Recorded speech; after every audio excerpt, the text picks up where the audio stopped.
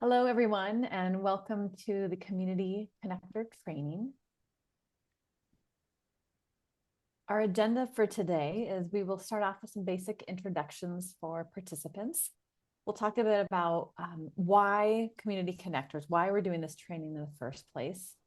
From there, we'll go into some grief literacy, the value of companioning and what this will look like, a listening activity, and then there'll be a space for open discussion and wrap up. And we are so grateful to the funders listed here on this page who have made this Community Connector training possible. So just start off with introductions. My name is Elizabeth Johnson, and I am joined here today by Erin Collins. We are the co-directors of the Peaceful Presence Project, a nonprofit based here in the state of Oregon, with the mission of reimagining and transforming the way that communities talk about and plan for and experience the later stages of life. So we wanted just to create some time for you as participants to be able to introduce yourselves. So if you could just take some time to maybe share your preferred name and a sentence or two about what brings you here today.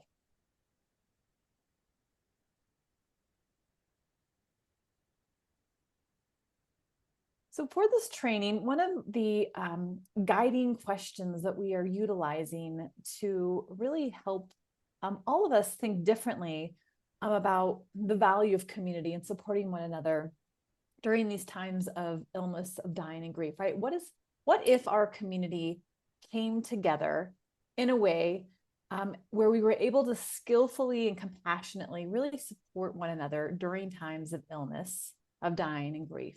What would happen for people around these experiences? So that is the guiding question that we really have held at the center of things when we've imagined what elements of competency or capacity might be helpful for community members to have access to be able to better support one another during these experiences. One of the key elements that we know really is at the heart of these challenging experiences of death, dying, grief, and bereavement are experiences of social isolation and loneliness that are oftentimes really pervasive for community members. There can be this sense of othering or sort of disenfranchising these experiences and sort of pushing to the side. And so social isolation and loneliness is oftentimes some of the actual more weighty challenges when navigating these life experiences. And so again, this training is really designed to help address and mitigate experiences of isolation and loneliness. And just as a reminder, what we're talking about when we throw out these words, right? Loneliness is the distressing feeling of being alone or separated. Excuse me. Social isolation is the lack of social contacts, and maybe a reality where somebody has less or few people to interact with on a regular basis. And so the reminder, right, we can live alone and not feel lonely or socially isolated, and you can feel lonely while being with other people. And that oftentimes has to do with the quality of relationship that is available to us. There's been some really interesting research done over the last several years about what impacts quality of life and life expectancy for us.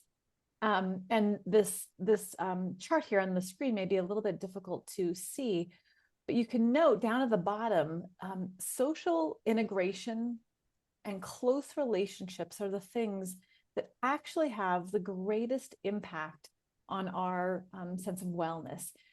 Social integration or quality relationships actually increase our life expectancy by up to 50%. And so what this research highlights for us is that quality relationships actually have more impact and better impact than things like stopping smoking or exercising or maybe quitting alcohol.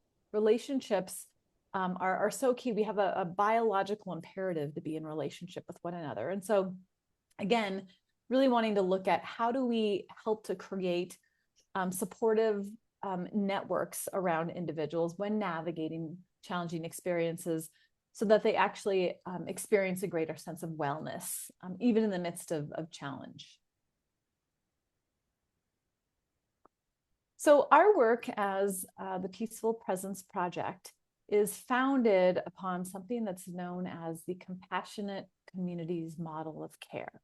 And this comes from something referred to as public health palliative care, that reminds us that caring for one another during times of crisis and loss is not simply a task for health and social services, but rather is really everyone's responsibility, and that we all have a role to play for one another when navigating death and dying, grief and loss, etc. And that if we're able to do this, there's a lot of beneficial outcomes around this compassionate community model of care. One, that we can really transform practices and conversations around death and dying and end of life care. That we actually are having these conversations, that we're normalizing these conversations, and really knowing how to be available to one another. Another beneficial outcome is that communities are really able to provide skilled and informed, both practical and emotional support for one another. And then the final kind of consequence is that there's stronger networks of care and resiliency that are available. That we are able to be in these experiences of death, dying, grief, and loss together. That we are countering experiences of isolation and rather skillfully centering these experiences to ensure that people really have quality community-based support available to them. One of our teachers is Dr. Alan Kelleher, who is from Australia. And one of the things that he reminds all of us is that death is a social event with a medical component, right? It is not a medical event with a social component. We know that over 80% of needs towards the end of life are actually more psychosocial in nature. So when we look at those relational landscapes, right, we know that oftentimes the majority of needs and experiences around that dying window really are social in nature. And that's good news for us, because it really empowers all of us to say, how do we step into these social spaces, these relational community spaces, and be available to one another differently? Another interesting point that comes out from the research of Dr. Kelleher and others is something that's referred to as the 95-5 rule. And this research highlights a really interesting point, which is that typically only 5% of an ill or dying person's time is spent face-to-face with a medical professional. And if you think about it, that's a really small percentage of their time, right? So this challenges us to really sit with this question of what are we as communities doing with this other 95% of the time? What's happening for people, right? And what quality of support are people receiving, and from whom or from where? And is it sufficient, right? And we know that typically it's not, right? That in this 95% window is where people are frequently experiencing isolation, disenfranchisement, a sense of being disconnected from the wider community around them. And so a lot of this work that we are doing here today together in this training is really giving us a different level of capacity to step into that 95% window with one another. And then Dr. Kelleher also reminds us, right, that a compassionate community is able to recognize that all natural cycles of both sickness and health, both birth and death, and love and loss occur every day within the orbits of its institutions and regular activities. These things don't happen outside of the life that we're all sort of embedded within. And so one of the things we need to do differently or better is to say, how do we center these experiences and make sure that people have these very supportive concentric circles around them that are both within that more informal sphere of relationships, as well as this wider network of care that we have around us, right? So for example, this image here on the screen, the dying person is really at the center. Immediately outside of them is the caring circle, right? The family, friends, neighbors. And so looking at what sort of skills do that caring what sort of skills does that caring circle have available to them, right? To be able to really care for that person. Outside of that, right? This doula, maybe it's an end of life doula, the volunteer network, right? What sort of skills do they have available to support? And then out to the healthcare system, and then these wider spheres of public health, of government, of policy, right? So making sure that there's this dynamic conversation happening between all of these different networks surrounding an individual to really, at the end of the day, again, ensure that we have more quality end of life experiences. So this is a video that talks about the value of the compassionate community model and what it might look like at some level for local communities.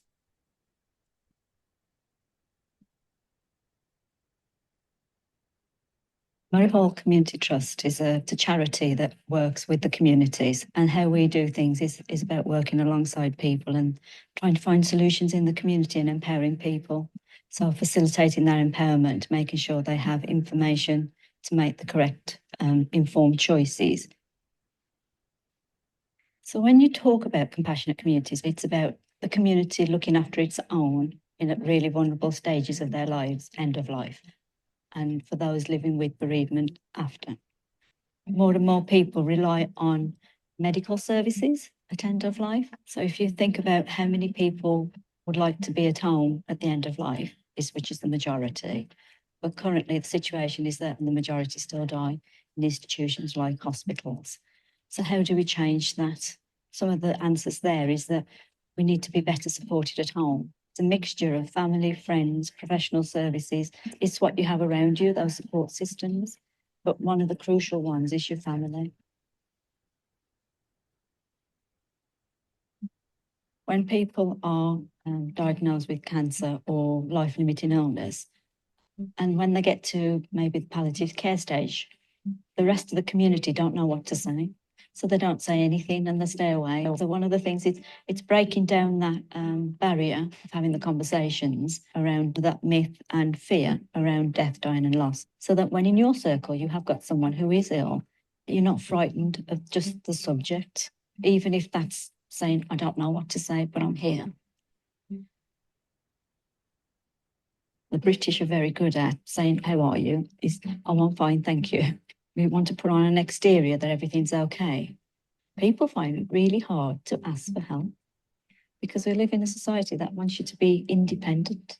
So trying to be dependent on someone else or interdependent on someone else, people find quite difficult.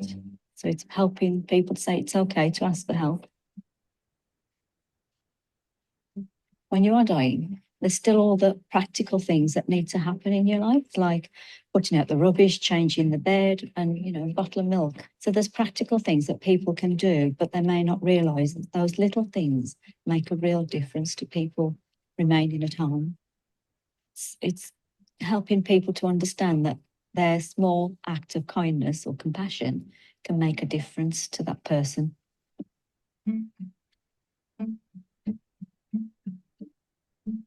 We have lots of people come along and they need to rebuild their social network because they used to be a couple and now they're on their own. So they have to find new ways of being on their own. And they really struggle walking into new groups. So we went along and spoke to the walking group and said, how would you feel about being part of a compassionate community? So they were really in favour because when you are bereaved and just walking and talking can be quite therapeutic.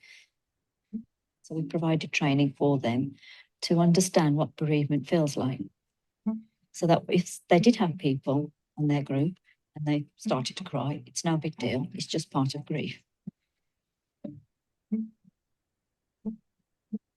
So instead of the bereavement group, there's these groups that you can go to in the community. So you're not stigmatizing them, you're not labeling them, you're normalizing bereavement and grief, but helping them to feel accepted into a walking group where they can build up their own social networks. There has been a number of groups who we've supported to increase their capacity to become compassionate communities. That's included a walking group, a gardening group.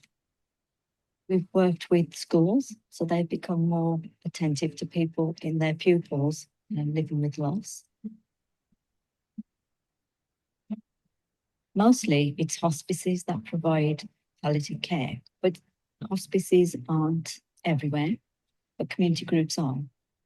Community groups have been doing befriending, supporting people in lots of different ways. So there's a lot we can do and capitalise on some of the support that's already happening. So it's about helping them to extend their reach and their boundaries to people at the end of life. And it's about normalising, because death is not a medical incident. It's just part of life. And I think the less fearful we are, the better chance that we have of achieving the kind of death that we all want.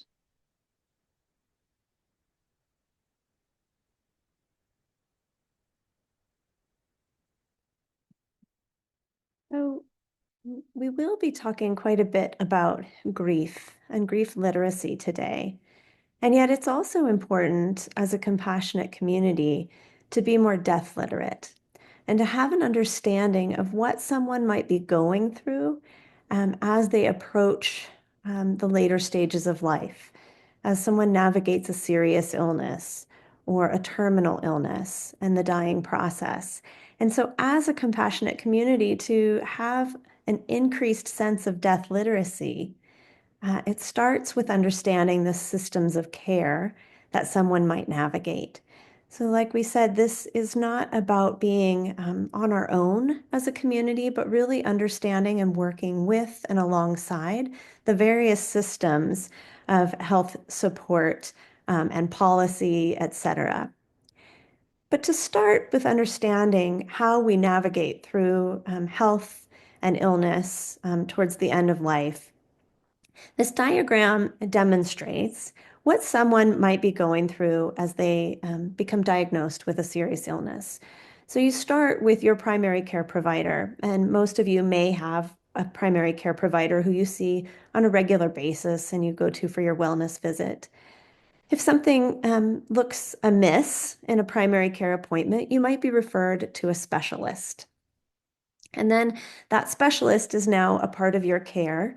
And so you might be navigating primary care appointments and now specialist appointments, a new treatment or a course of treatment over weeks or months or even years that you're now seeing the primary care provider, the specialist, or multiple specialist providers. Along the way, we hope that if palliative care is available in your community, that you're receiving palliative care alongside a diagnosis of a serious illness. And palliative care, as I'll explain in a minute, isn't about end of life, it's about quality of life and living as well as you can while you live with a serious illness. As Elizabeth mentioned, we can also think about the compassionate community as public health palliative care.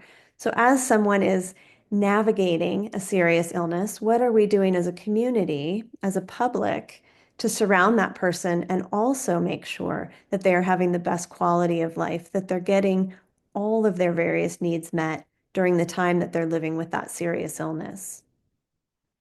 And should someone during the treatment for a serious illness while receiving palliative care from the community or from specialist palliative care, as that disease progresses, whether they go through a hospitalization or become more debilitated, they might incorporate in-home care, home health, or caregivers come into the home. So now that's an additional layer of health provision that someone has to navigate, another person to tell their story to, another person to be involved with their day-to-day while living with this illness. And eventually, whether from that illness or from advanced age, someone may approach hospice. And again, I'll explain the differences between palliative care and hospice in a moment. But this is another care transition and another place where someone has to tell their story again or has to get to know another team of providers. And so we just feel it's important as community members to understand that there's a lot going on for someone who is diagnosed with a serious illness or is navigating treatment. There's a lot of players. And yet, even with all these different layers and systems of care, it's still only about 5% of their time that they are in front of a health provider. So again, what are we as a community doing with our understanding of these various care transitions and this 95% of the time that someone needs support? So this is the World Health Organization, what they call the bow tie model or the palliative care enhanced model. And what this demonstrates is that for someone who is diagnosed with an illness, a serious illness, such as cancer or heart disease or respiratory illness, on the left side, they may engage, as they get engaged with a specialist, there will be a lot of disease-focused treatment. So that's the bigger half of this blue triangle. So when they're first diagnosed, we're looking at all the different treatments that are available. In this palliative care enhanced model, we would also be introducing them to specialist palliative care at that same time. Now, in the very beginning, the pink triangle is very small because we're really focused on disease treatment. And at the same time, we want to be introduced to palliative care so that as that treatment goes on, there's really quality pain and symptom management. We're making sure that that person's quality of life while receiving treatment is as high as possible. So that middle kind of diamond shape is an equal measure of disease management and palliative care. Now, as the blue triangle gets smaller, that could be one of two reasons. One could be that the disease resolves, gets better. And so they no longer have so much disease-focused treatment. They're kind of moving forward. At that time, the pink triangle gets bigger as someone moves into more rehabilitative services, returning back to the way that they were living life prior to having this disease. On the other hand, that blue triangle could be getting smaller because the disease is progressing. The disease management gets smaller because the disease itself is progressing even in the face of treatment. And at that time, the pink triangle gets bigger because palliative care is more involved with the pain and the symptom management, with goals of care discussions, with determining what is next. And what is next could be hospice and end-of-life care. And then as that triangle gets bigger, palliative care also supports the caring circle, the family members who are left behind. And so there is a great deal of bereavement care that is provided as well. And we'll talk more about what that looks like for community-based or public health palliative care, in addition to specialty palliative care and hospice. But the overarching theme we want you to understand is that when someone is diagnosed with a serious illness, really it's important to have whole person surrounding care through specialty palliative care and the community to make sure that this person has the highest quality of life while navigating that illness. So in this model, to talk first about palliative care, specialty palliative care, and what is that? What specialty palliative care is an extra layer of support. It's an additional layer of care of specialists that help people stay at home rather than having to go to the emergency room or the hospital.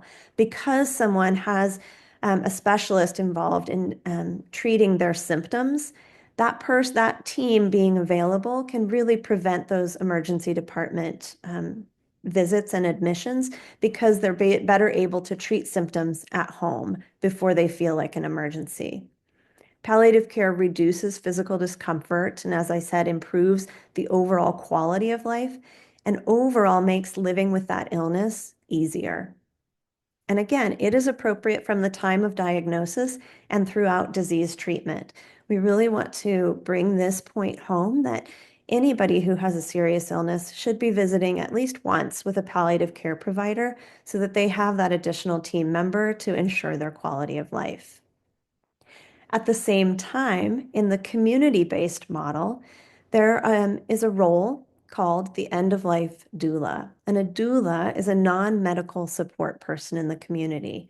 You may be familiar with birth doulas, companions who help birthing families to navigate that whole period of pregnancy and birth and postpartum. Well, an end-of-life doula is just like that on the other end of life. Really, if an end-of-life doula can be brought into the caring circle early on at that time of diagnosis, right alongside palliative care, we find that there are better overall outcomes and a better sense of well-being. Because these doulas provide emotional support, practical support like you heard about in the video, as well as patient advocacy, making sure that people are getting the care that they want, making sure that they're able to or remember to ask the questions that they have of their team, their healthcare team.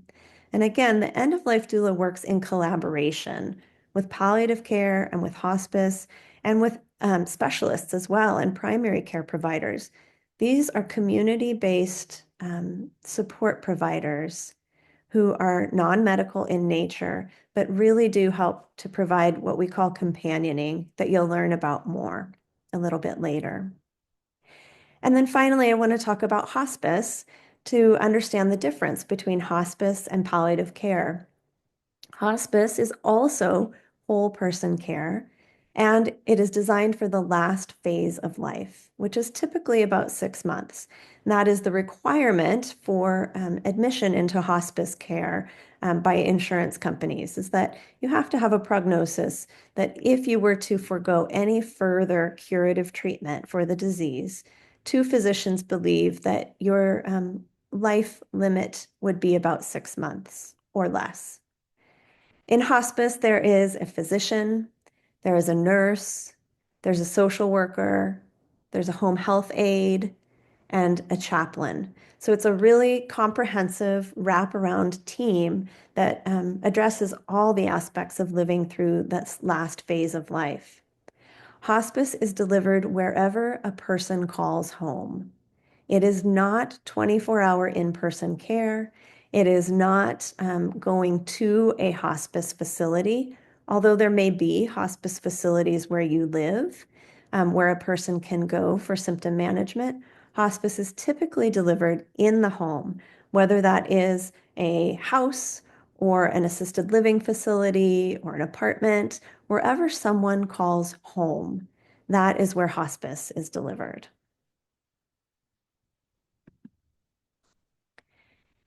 So in order to be better prepared for this last stage of life, for engaging with palliative care, for navigating a serious illness, for potentially entering hospice care, we would like to talk about what we call holistic advanced care planning. Advanced care planning itself is a process. It's an ongoing conversation that adults at any age or stage of health can go through to understand and to share their personal values, their life goals, and their preferences regarding future medical care. The goal of this planning is to help ensure that someone receives medical care that is really truly consistent with their own values and goals and preferences during serious and chronic illness. And we'll talk a bit, I'm going to talk a little bit about some of the documents that go along with advanced care planning. But what we want you to know is that this is something that's appropriate at any age or stage, that really any adult, even from the age of 18, should be thinking about what if? What if something were to happen and I couldn't speak for myself? So again, it can occur at any time in a lifespan. So one of the first things you might engage in for advanced care planning is when you're healthy, thinking about what happens if I can't speak for myself? Who would speak for me? And that's what we call naming a surrogate decision maker, or in Oregon, it's called a medical decision maker. So that just involves thinking about who could you really trust to make decisions for you and to carry out your wishes that you name in your advance directive. That would be the next stage, right? You name this person and you talk through with them your advance directive, your wishes, should you be in the situation of needing advanced medical care. For someone who is diagnosed with a serious illness, we want to think about what that becomes goals of care conversations. This is the conversation with your healthcare provider, where the specialist or the primary care provider is saying, okay, as we're navigating this illness, what really matters to you? What's important to you? What's the line in the sand where you wouldn't want to keep receiving this treatment? As someone becomes more seriously ill or more terminally ill, or becomes reaches an advanced age or a sense of frailty, we'll talk about the POLST form. This is physician's orders for life-sustaining treatment. And this is a form that is designed to be an out-of-hospital order for someone. And it's really appropriate only when someone has a very serious advanced illness or is very frail or advanced age. And then from the POLST is where we're really talking about end-of-life decision-making. And again, this is a continuum. It's an ongoing conversation. It's an ongoing living documentation of a person's wishes. So for you all to be more death literate in supporting your friends and your family, your neighbors, the components of planning to understand is one, to think about it. Really just be realistic that we all have a lifespan. And so if we think about what really matters most on a day-to-day basis, what matters most to you and what is quality of life to you? And then once you've thought about it, to talk about it with your loved ones, with someone who would be a good decision maker for you, and then also to talk about your preferences with your healthcare providers, with your primary care provider, with your specialists. Writing it down is completing an advance directive, and that again would be shared with loved ones, with your trusted decision maker, and with your healthcare providers. So to review, think about it, what matters most. Talk about it with people who are important to your healthcare decision making, and write it down for future reference. So when we say write it down, this is what we're talking about. I'm going to start on the right-hand side of the screen because this is what we've talked about being appropriate for anyone over age 18. It's the Advanced Healthcare Directive. It is a legal document, but although you don't need a lawyer to complete it, anyone can complete this form. You just need 2 witnesses in the state of Oregon to witness your signature saying that, yes, this is you and this is what you wish. It only comes into play if you can't speak for yourself. And in that regard, it names a surrogate or medical decision maker who can make these decisions for you and carry out what you have already written in this advanced care directive. On the other hand, on the left-hand side, you see the POLST form. As I mentioned, this is physician's orders for life-sustaining treatment. And this is a document for medically frail and seriously ill older adults that specifies the care you do and do not want outside of the hospital. So at home, if the emergency medical system was activated because you were found down, you had perhaps someone found you and you were non-responsive, and the paramedics come, they would see this form that would say, attempt resuscitation or do not attempt resuscitation. It's important to know that for EMS, they will attempt CPR. That is their default.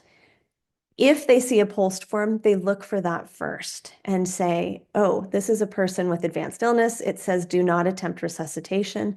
In that situation, they would provide comfort care in the home or wherever that person was found, and for whoever was surrounding them. So again, this is a medical order designed for out-of-hospital treatment. The advance directive is a legal document that is for future medical decisions in the case that you cannot speak for yourself.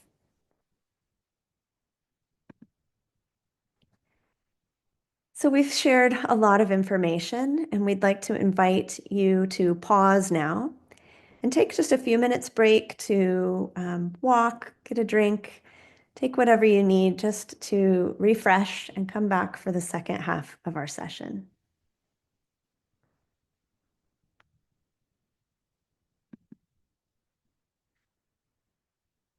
Welcome back. We are going to change gears a bit for the second half of today's presentation and go more into the grief literacy side of things, right? How do we skillfully educate ourselves around the grief experience? And then what does it look like to companion and be an active listener when it comes to being available to one another around more challenging experiences? So as we have here on the screen, grief literacy is defined as the ability to understand a loss and act upon that understanding, right? Developing skills and knowledge that enable us to really skillfully care for those in need. And our understanding around this is that, you know, not everyone will necessarily be a grief specialist, but ideally everyone is grief informed. So we just want to explore some foundational concepts of grief literacy that hopefully can really challenge and also liberate us from some of the outdated beliefs and misconceptions about grief. We'd make the assumption the majority of participants today have had some level of your own grief experience. And so what we have here on the screen is likely not surprising or maybe not something that you've thought about before. As a community connector, the idea here is that we all have enough of a baseline grief literacy or understanding that as we come alongside of others as supportive community members, that we can help to reorient or give people a different perspective when it comes to maybe some of the misconceptions they have about grief, right? To really remind them they are exactly where they need to be. So the first thing to note, to be able to share with others, is that there are no set stages of grief. You know, a lot of times you'll hear people refer to maybe the early work done by Elizabeth Kubler-Ross around the dying process, right? And it kind of got transposed to the grief experience, this idea that there's these 5 neat linear stages of grief, right? We go from denial to anger to bargaining to depression, and then finally at some point acceptance. The reality is that grief looks and feels nothing like this sort of linear understanding of things. And in a future slide here, we have a great visual that gives, I think, a more accurate illustration of what we're actually feeling internally. People think that they're doing it wrong or they're going crazy, right? If we're not moving through this in this linear fashion. And so being a grief literate individual means that we're able to remind people that, you know, there are no set stages. There's also no right way to grieve. Oftentimes people will say, I feel like I'm doing it wrong. You know, if I could just do it the way that I saw my sister do it or my pastor do it, you know, that would be the right way to grieve. The reality is we all have very unique internal territories. We have different lived experiences, culturally, religious, you know, orientations. There's so much that influences how we grieve. And so really to be able to remind people you are doing it exactly the right way for you. This understanding that grief can be really unpredictable. Sometimes maybe you'll hear somebody say, yeah, I kind of felt like I got a little bit on the top of the wave and I felt really good yesterday. And I woke up this morning and I was barely able to get out of bed. There's a true unpredictability to grief that really can make people feel like they just don't know what's going to come, right? Again, how do I know how to do this? And it's such the unpredictability is just such an inherent reality of the grieving process. Right, this reminder that grief is not something to get over, to solve, or to be cured of. Grief is something that we learn to live with. We don't make it go away. You know, oftentimes there's this desire to bypass it or to take a big, huge kind of arcing circle around it. the only way to be with grief is to be with grief and to understand that, you know, with time things will change, but we are not to, there is no way to be cured of it, to solve the grief experience. Grief can be all consuming. There's some very interesting current research out about the impact of grief in a physiological or in a brain-based way. And that after you know, experience happens that where grief emerges, the body and the brain are doing all that it can to sort of keep things on track. And so the consuming nature is really that there is so much more happening just beyond just the emotional territory. You'll hear people say, you know, I'm so tired, I barely have any energy to function. And that also is just a core reality of the grief experience, understanding that it's impacting so many parts of ourselves. Grief can involve secondary losses. It may be the grief of my husband died last month, but with it comes a sense of, you know, am I financially secure?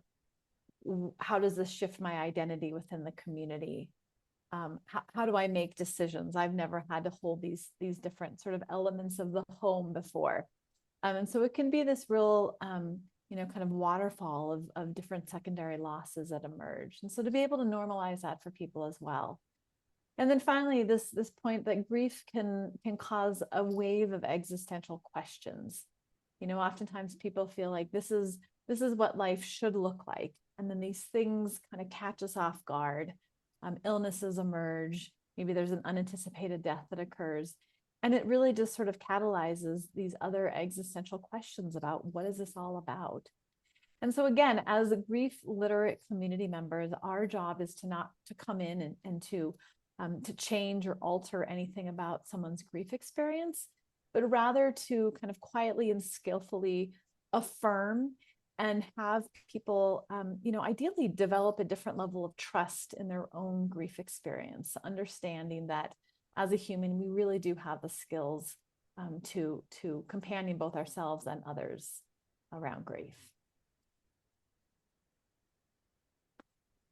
Dr. Alan Wolfelt is the director of the Center for Loss and Life Transition, and has a really important reminder around the distinction between grief and mourning. And I think this is important just because as community members, it's helpful to identify, if someone is interested, you know, ways of coming around and offering up the experience of being able to mourn. And so looking at both these definitions on the screen, right here on the left, grief, the understanding of grief is it's really whatever you think and feel on the inside. It's this intrinsic response to whatever loss has occurred. And we know that grief is natural, it's absolutely necessary.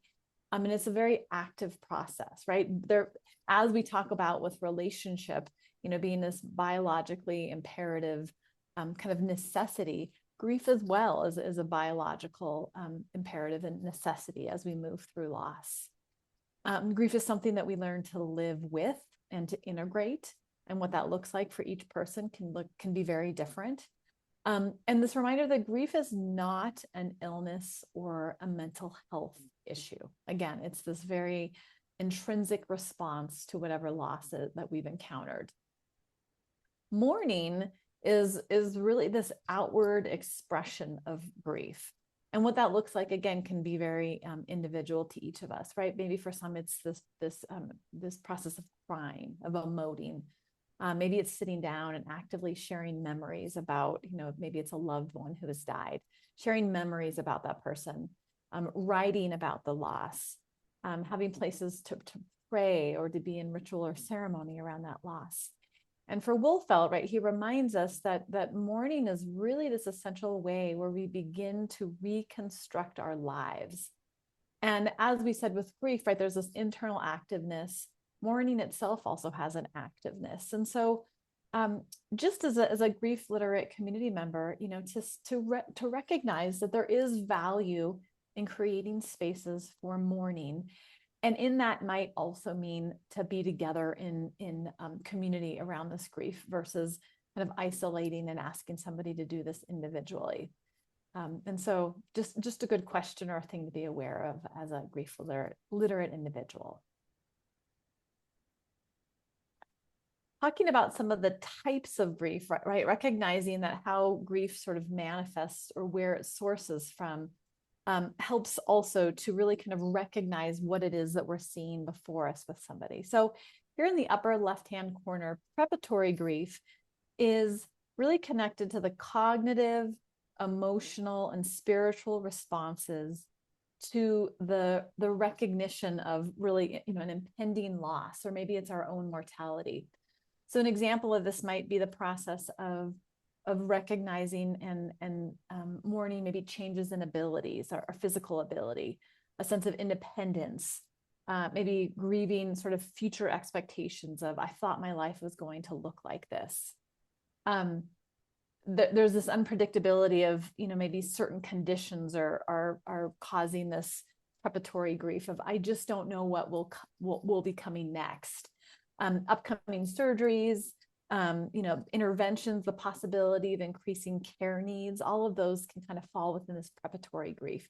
It's sort of the sense of, what could have been, and where I find myself today. With both preparatory and then anticipatory grief, both of them involve grieving before a loss has occurred. But with anticipatory grief, this is really oftentimes known as the grief that's experienced by family or friends as they prepare for changes or maybe the eventual death of a loved one. So anticipatory grief involves feelings of grief or loss that are felt before a loss happens in anticipation of what will be lost. So for family members or caregivers, this might look like grieving in advance of increasing care responsibilities, right? My husband has dementia, and I'm recognizing both the relationship is changing and will continue to change, and my role in terms of a caregiver will also continue to evolve. And maybe there's a lot around that feels really difficult. This might also, include struggle with, the sense of, as I said before, sort of this uncertain life expectancy, financial strain, revolving relationships. Anticipatory grief can be really big for people. And so to be able to give individuals an outlet to really talk about and honestly reflect on this can be really important. Down in the lower right-hand corner here, we have complicated grief, which is prolonged, intense grief that goes beyond the typical mourning period, right? So for most people, grief gradually softens over time, and whatever that timeline looks like is very different person to person. But really, there's a natural shifting that allows for this adjustment of new circumstances. With complicated grief, the pain really continues to remain overwhelming or maybe persistent. And people can find that it's hard to move forward. There's a sense of stuckness. This complicated grief is oftentimes a place where people will benefit from a little bit more therapeutic engagement. And then finally, on the lower left-hand side here, we have disenfranchised grief, which is grief around a death or loss that really can't be acknowledged or is not socially sanctioned or publicly mourned. So types of grief in this category could be death by suicide, death from addiction or maybe overdose, grief related to sort of incarcerated realities.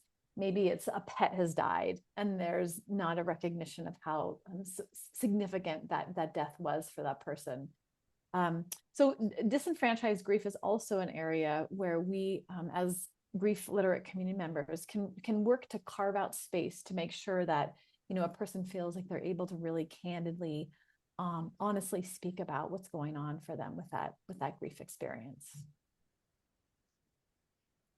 And then again, this is the image that I talked about earlier, right? On the left-hand side, the early theories of grief, that everything kind of moved neatly, cleanly, clearly in this fairly straightforward linear line. And the reality of what grief looks and feels like, that it's this mess of a nest that's constantly changing directions and moving in ways that feel really unpredictable. And I've found that being able to share this image with people, the image on the right, really gives a visual understanding, a validation of what they may be feeling internally. And then there's been some really interesting research, as Erin mentioned earlier, around the public health palliative care and how that feeds into the ways that community members can support one another in the grief experience. Research has shown, right, that typically around 60% of people can meet their bereavement or grief care needs through these more informal relationships, right, with support from family and friends. Around 30% of the population has sort of this sort of moderate risk reality, meaning that they are able to typically get their bereavement or grief needs with a bit of additional support, but also could be very informal in nature. Maybe it's a peer support group, a volunteer-led grief group. And so it's really only about 10% of the population that requires this higher level mental health professional support around grief. And so we put this triangle all together, we see that really around 90% of people are able to meet their grief and bereavement needs in more informal contexts.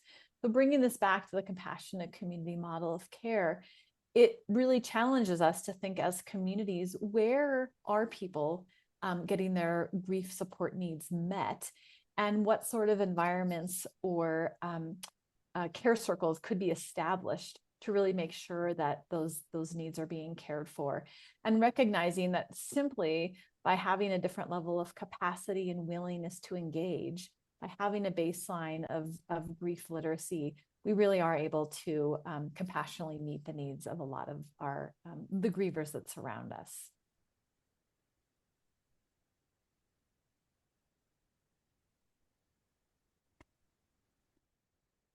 So how do we do that? How do we support one another during times of grief? And really what this comes down to is what we call empathy bridging. And what we'd like to do is introduce the concept of empathy and sympathy. So as a more grief literate individual and a more grief literate community, we have an understanding of what helps and what doesn't.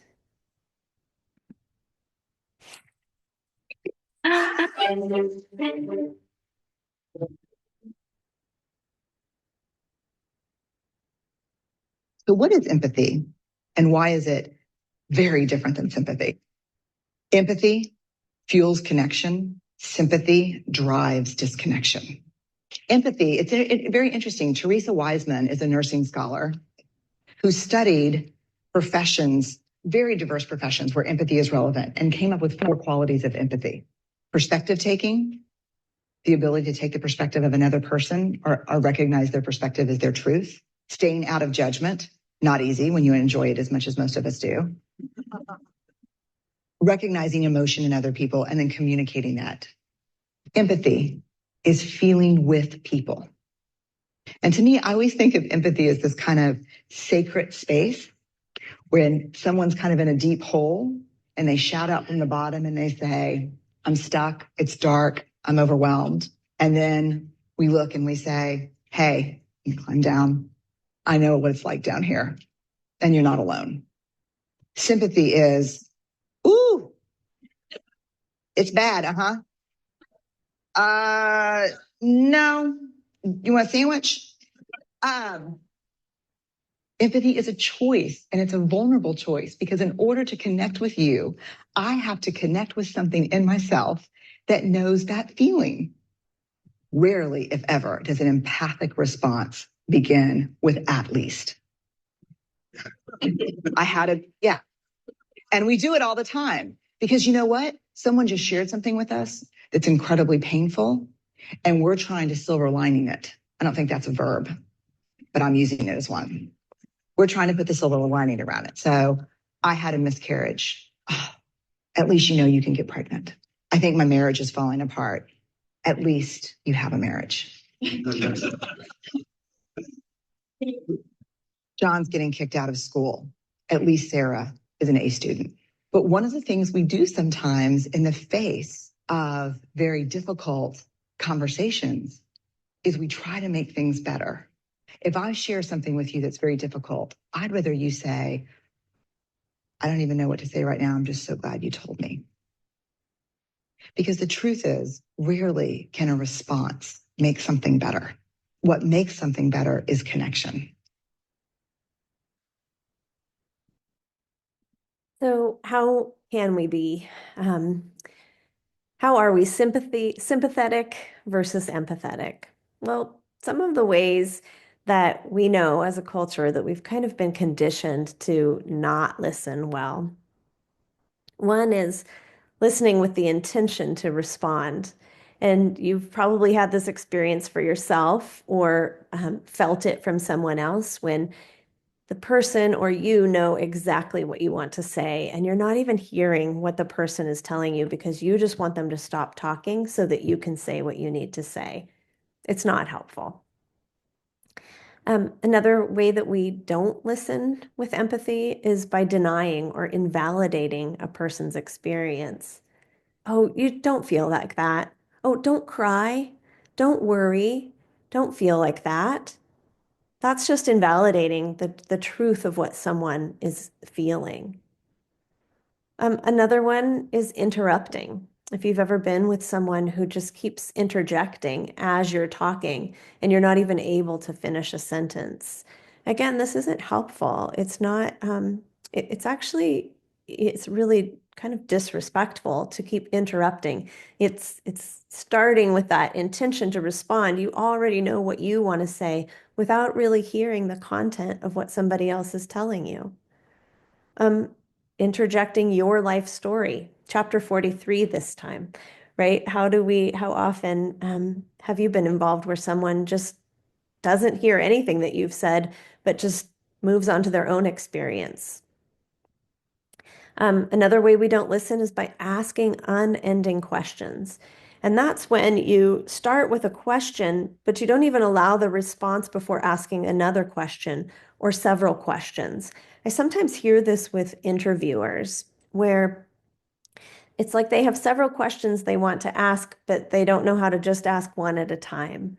So we might think about that when we're sitting with someone, that we're asking, and we'll talk about it on the next slide, but we're really asking so that we have an opportunity to hear and listen and understand rather than just asking more questions out of curiosity. And then finally, not only do we listen sometimes with the intention to respond, but that response is intending to fix or solve what we consider a problem. We don't want the person to feel this way, right? We've denied or invalidated their experience. Well, you shouldn't feel that way. So, if you did this, you would feel better. That grief is not a problem to fix or to solve. And that really we can be better listeners by just trying to understand what someone's going through. So again, how might we listen? To understand, to just hear what someone says, to bring a compassionate presence to what is true for that person. We often quote, there's an anonymous quote actually that says that oftentimes what a person needs is not more information or expertise, but just a kind heart that listens. And to do that, we can do that by conveying really accurate empathy. Wow, I really hear and see you. I hear what this has been like for you. And finally, we have to be willing to enter into their quote hell, right? As you saw in the video, be willing to go down into that dark, deep hole and just be there. And how do we just be there? We bring our whole self.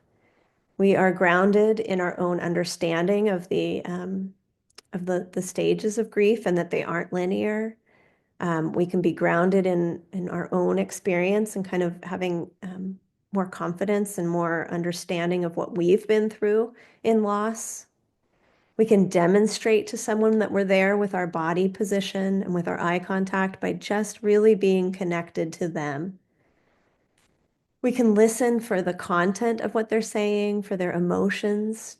We listen to understand, right? If you're asking multiple questions one after the next or interrupting, You can't hear the content of what someone is sharing. And at the same time, that content itself isn't what's important.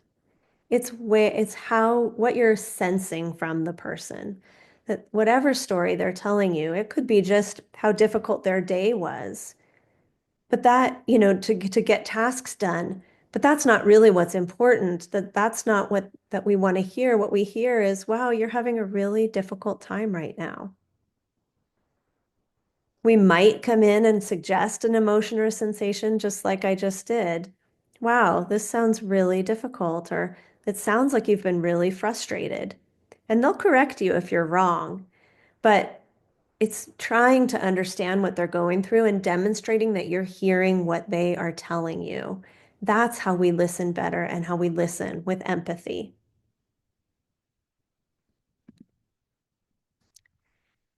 So, in the video, she also mentioned perspective taking. And the way that we do this, we sometimes refer to it as putting ourselves in another's shoes. When we companion, we listen to understand and to put ourselves in their shoes, to take on the perspective of what someone might be going through. And as someone is navigating a serious illness or even aging, there are some real realities through that. And one is the depletion of their autonomy and their privacy. If you recall the stages of the system, the various systems of care, and how many different people they're now interacting with, especially as someone gets towards the stage where they're receiving in-home care and people are coming into their home, that can be a real depletion of privacy and their ability to just go about their day independently. These are ongoing losses of independence that someone experiences. And it could be that there's an ongoing loss, as Elizabeth mentioned, from losing a partner or a spouse. There could be an ongoing loss of, like I said, from independence due to the illness, that someone first loses their autonomy and their privacy.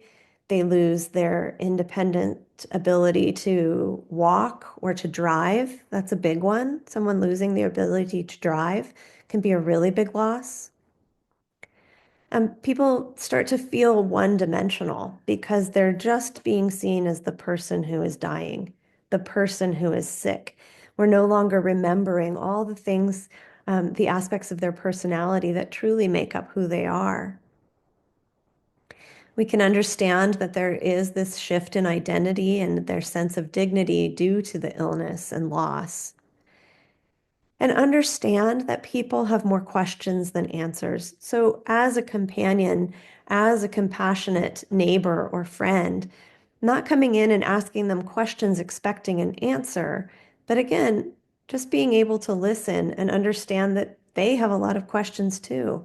Elizabeth mentioned in grief, we often have a lot of existential questions going on.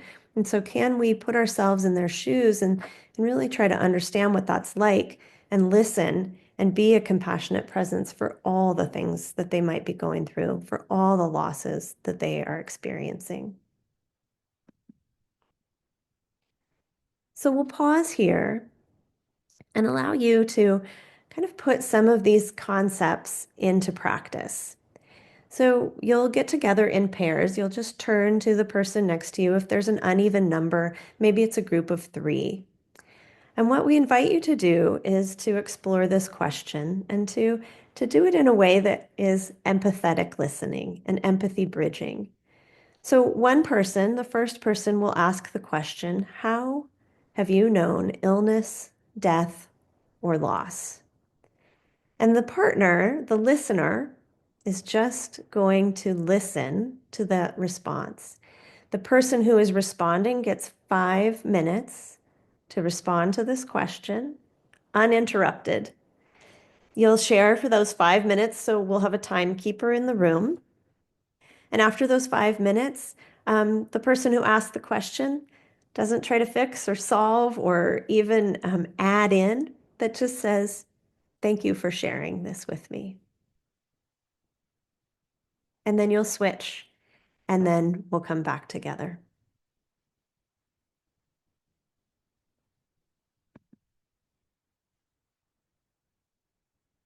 Welcome back. So coming up here towards the end of the training, we want to return to the question that we opened today with, which is, what if our community came together to skillfully and compassionately support one another during times of illness, dying, and grief? And connected to this is also the question of, who are your people? Who are the people that, if you needed this quality of support, who are the people that you would turn to? And so one way of spending some time with this is through what we refer to the social ecosystem map. And facilitators should have a blank copy of the social ecosystem map available for participants. And the way it works is, you may sit down with it and just start to think about, if you were to put yourself there in the yellow at the center of these concentric circles, where would you turn to for support? What are those sources of reliable, engaged, helpful support that you find in your community? And you can see that, the concentric circle right there out of self are those who really are closer to you, the individuals that you may have a more positive, regular relationship to, right? That you could, without a second thought, reach out and say, I need help with this. So who sits in that circle? And then from outside that, as you get into that third circle, who in your community do you know that also would reliably be available? And maybe, not every person's available for everything. One person would be willing to take the dogs out. Another person's an amazing cook and would be available to make soup for you once a week. Somebody else is your go-to listener and really would be able to be there for the harder conversations. So who in your community, would be available, and what capacity might they be available? And then you can see that on the right-hand side, we have the third circle down, difficult. Where are those relationships that may be a little bit more difficult in relationship, but you would like to be involved in some way? And so map those relationships here on your social ecosystem sort of map as well. And the value of doing this is that at the end, hopefully we have a more tangible, sort of concrete visual that really gives us a sense of the fact that we do have people available to us. And if you do the mapping and you find, some of these sections feel a little bit unfilled or blank for me, what does that mean, right? What might you want to do to cultivate some different relationships of support in your community? There's also value of sitting down and doing this in a state of wellness, where to sit down and have the diagnosis, the scary diagnosis for the new illness, and then to start thinking about, where do I turn to for support, can oftentimes be really difficult. It takes focus, it takes time. And so we just really encourage everybody to spend some time really thinking through, where would you turn for this core social ecosystem? What does this look like? So you have officially completed the Community Connector training. This training is part of a wider vision or initiative that we as a nonprofit are catalyzing across the state of Oregon, which is really about, as we opened up saying, empowering community members to be active participants in caring for one another during times of illness and loss and grief, right? We know that community-based interventions are really essential to promote wellness, to support mental health needs, and to enhance quality of life for both individuals and their families and their wider circles of care. And so we are involved in developing something referred to as the Oregon Network for Community-Based Support, Community-Based Serious Illness Support. You can find information about this on the Peaceful Presence website.